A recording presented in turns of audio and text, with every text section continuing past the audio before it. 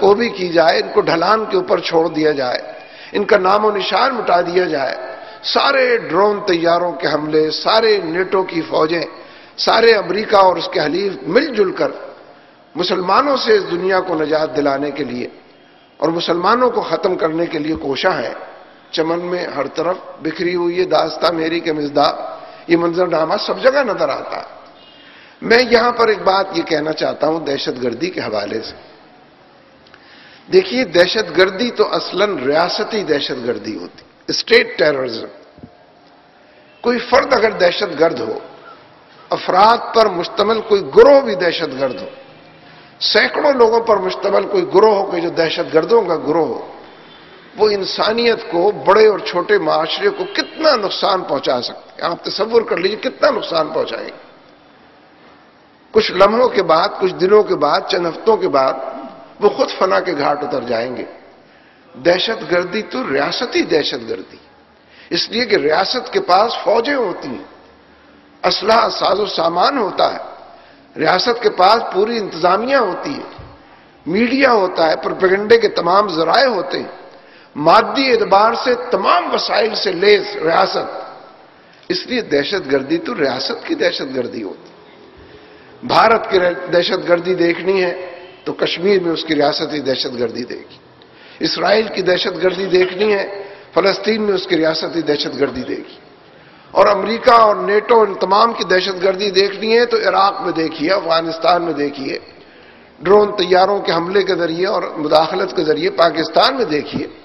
ان کے پاس فوجیں ہیں، سوفسٹیکیٹڈ ویپنز ہیں، سائنس اور ٹیکنالوجی کی ایجادات ہیں، سارا میڈیا ان کے پاس ہے۔ اس کے مطابق جو یہ کہتے ہیں، سیاہ کو سفید کہتے ہیں، سفید کو سیاہ کہتے ہیں، صبح کو شام کہتے ہیں، شام کو صبح کہتے ہیں، اندھیرے کو اجالا کہتے ہیں، اجالے کو اندھیرا کہتے ہیں، خرد کا نام جنو رکھتے ہیں، جنو کو خرد کہتے ہیں، وہ سب چیزیں ثابت ہو جاتی ہیں۔ اس لیے دہشت گردی ہے ہی ریاستی دہشت گردی، اور آج بھی پوری دنیا کے اندر جو دہشت گردی ہے وہ ریاست اور ریاستوں کی دہشت گردی ہے۔ پرائیویٹ سیکٹر کی دہشت گردی نامعلوم ہے، انسگنیفیکنٹ ہے، اس کی کوئی حیثیت نہیں۔ میں اس کی تردید یا نفی نہیں کر رہا، وہ موجود ہے، لیکن ایک ذرے کو آفتاب سے بھلا کیا نسبت ہے؟ کسی ذرے کو ریت کے ایک ذرے کو ریگستان سے بھلا کیا نسبت ہے؟ ریگستان پر بات کیجیے، آفتاب پر بات کیجیے۔ ذروں کو ختم کرنے کے لیے ساری پروپیگنڈا مشینری استعمال کی جائے اور اصلاً ریاستی دہشت گردی کا مرتکب ہوا جائے، یہ اس وقت کام ہے جو ہو رہا۔ مقبوضہ کشمیر میں بھارت کی 7 لاکھ فوج ہے، 7 لاکھ فوج اتنے چھوٹے سے مقبوضہ کشمیر میں، اتنی چھوٹی سی وادی میں۔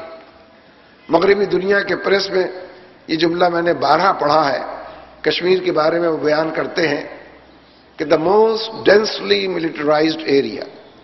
اتنے چھوٹے سے خطے میں دنیا میں کہیں اتنی بڑی فوج نہیں ہے جیسی بھارت کی 7 لاکھ فوج چھوٹی سی وادی میں۔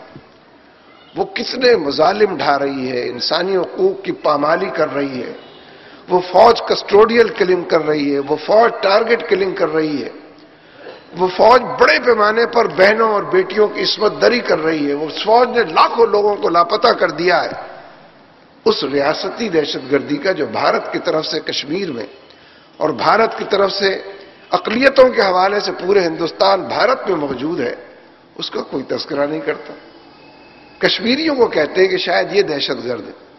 زرداری صاحب کی بھی جب منموہن سے ملاقات ہوئی روس میں تو کہہ بیٹھے کہ ہم دہشت گردی کا سدباب کریں گے چاہے وہ کشمیری میں کیوں نہ ہو رہی، یعنی بھارت کے ایجنڈے پر بات کرتے ہیں، امریکی ترجیحات کو اپناتے ہیں، اسی کی پالیسیوں کے خوبر ہوتے ہیں، اسی کے کہے پر آمنا صدقنا کہتے ہیں، اسی کی چوکھٹ پر سجدہ ریز رہتے ہیں، اسی کی مالا جپتے ہیں، اسی کا کھاتے ہیں اور اسی کے مطابق بات کرتے ہیں۔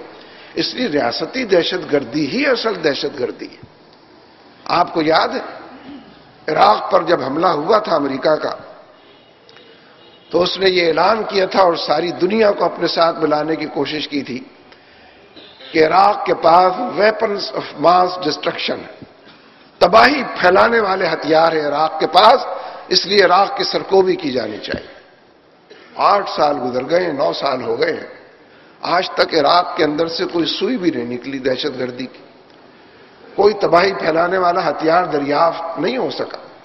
گویا 20ویں صدی کا سب سے بڑا جھوٹ امریکہ نے بولا، اور 20ویں صدی کا سب سے بڑا جھوٹا جارج بش تھا، جس نے عراق پر یہ الزام لگایا، لاکھوں لوگوں کو تہہ تیغ کر دیا، آگ اور خون کے دریا سے گزار دیا، لاکھوں لوگوں کو گھروں سے بے گھر کر دیا، ان گنت لوگوں کو یتیم، ان گنت بہنوں اور بیٹیوں کو بیوہ کر دیا۔ کوئی امریکہ کا ہاتھ پکڑ دہشت گردی، ریاستی دہشت گردی ہو۔ دہشت گردی کے نتیجے میں معاشرے اپنی پہچان اور شناخت گم کر بیٹھتے ہیں، خون کے اندر لتھڑے ہوئے معاشرے، مستقبل جن کا تاراج کر دیا گیا وہ معاشرے، انسانوں سے ان کی شناخت چھین لی گئی ہو، ایسے معاشرے دہشت گردی کے نتیجے۔ جو زندہ رہتے ہیں وہ اپاہج ہوتے ہیں، ان کے اعصاب جواب دے جاتے ہیں، جو موت کے گھاٹ اتر جاتے ہیں وہ خود ملینز، لاکھوں کی تعداد میں ہوتے ہیں۔ آپ کہتے ہیں دہشت گرد بم بنا کر آیا تھا، یہ چمٹ کر بیٹھا تھا، اور اس نے وہ بھی رد عمل ہے۔ دیکھیے میں اس پر بھی بات کرتا ہوں۔ اس لیے آج بھی عراق کے اندر اگر امریکی فوجیں موجود ہیں تو یہ دہشت گردی ہے۔ امریکی فوجوں کا عراق کے اندر داخل ہونا، افغانستان میں چلے آنا، پاکستان کے اندر در آنا، بلیک واٹر کے نام سے آنا، اپنی ایمبیسی کے نام پر ایک منی پینٹاگون وہاں بنانا، ایک بڑے پیمانے پر چھاؤنی وہاں پر تعمیر کرنا، اور اس کو یہ ساری دہشت گردی ہے، قاعدے ضابطے کے خلاف ورزی دہشت گردی۔ دیکھیے ایک اور دائرے کی میں بات کروں، صوفی محمد کا نام سنا ہے آپ نے؟ سنا ہوگا۔ صوفی محمد بہت بڑا مجرم ہے، اس لیے کہ اس نے آئین کے خلاف بات کی، اس کو تو بند کر دیا گیا، اس کے بچوں کے ساتھ جو سلوک کیا گیا سب کو معلوم ہے۔ لیکن پرویز مشرف نے 2 مرتبہ آئین کو توڑا، اس کو کوئی کچھ نہیں کہتا، قصور سارا صوفی محمد کا ہے۔ پرویز مشرف نے 2 دفعہ آئین توڑا ہے، اس کو زرداری صاحب پروٹوکول دیتے، اس کو VVIP ٹریٹمنٹ دیتے، اس کو پوری دنیا کا دورہ کرنے کی اجازت دیتے۔ زرداری صاحب نے پرویز مشرف کو پروفیسر بنا دیا ہے، وہ لیکچر دیتا پھر رہا ہے دنیا بھر میں۔ تو یہ دہشت گردی ہے۔ قاعدے ضابطے کلیے اصول قانون کی جو خلاف ورزی کرے، آئین کا دامن جو تار تار کرے، اس سے بڑی دہشت گردی کوئی نہیں ہے۔ فوج کو بھی سوچنا چاہیے کہ ان کے تمام سربراہوں میں کتنے سربراہ ہیں جو دہشت گردی کے مرتکب۔ ایوب خان دہشت گردی کا مرتکب ہوا کہ اس نے عوام کے سارے حقوق کو تلف کیا، آئین کو تہوبالا کیا اور ملک کے اوپر قابض ہو گئے، دہشت گرد۔ یحییٰ خان دہشت گرد، ضیاء الحق دہشت گرد، لوگوں کے حقوق پامال کرنے والا پرویز مشرف۔ لیکن نہیں، دہشت گرد صوفی محمد ہے، ملا عمر دہشت گرد ہیں۔ یعنی میں نے عرض کیا نا کہ خرد کا نام عقل کا، خرد کا نام جنو رکھ دیا، جنو کا خرد، جو چاہے آپ کا اس میں کرشمہ ساز کرے، آپ کے ہاتھ میں ہتھیار ہے، بندوق ہے، آپ جیسا کہیں گے انشاءاللہ ہم مانیں گے، اس بار آپ کا تو توپ ہے نا۔ تو میرے دوستو، ایشوز کو، مسائل کو، تہ در تہ مسائل کو کنفیوز کرنے کی اور بعض اوقات ڈیفیوز کرنے کی کوشش کی گئی۔ اس تناظر اور پس منظر کے اندر دنیا میں اس وقت سب سے بڑا دہشت گرد امریکہ ہے۔ یہ جو بلیک واٹر تنظیم کا نام آتا ہے، آپ نے نام سنا ہوگا، امریکہ میں FBI ہے، CIA ہے، یہ ان کے 2 بڑے انٹیلیجنس کے جاسوسی ادارے بھی ہیں، یہ سرکاری ادارے ہیں ان کے۔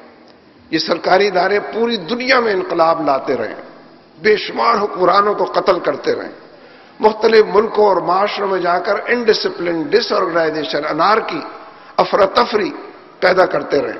ان کا یہی کام رہا ہے، امریکہ کے ایما پر حکومتیں۔ یہ جو بلیک واٹر تنظیم ہے، یہ پرائیویٹ سیکٹر میں امریکہ کے اندر FBI اور CIA کے ہم پلہ، حکومت کی حمایت حاصل ہے اس نے عراق کے اندر بڑے پیمانے پر معاشرے کو تہوبالا کیا، سینکڑوں، ہزاروں، لاکھوں لوگوں کو قتل کیا، گھروں کو تلف کیا، جگہ جگہ آگ لگائی اور پورے عراق کو آگ کے اندر بھسم کرنے کا کام کیا۔ لیکن عراق کا ایک پلس پوائنٹ تھا، عراق کی جو فوج تھی وہ بڑی منظم فوج تھی، ڈسپلنڈ آرمی تھی، وہ امریکہ کے خلاف تھی، وہ صدام کی حامی تھی۔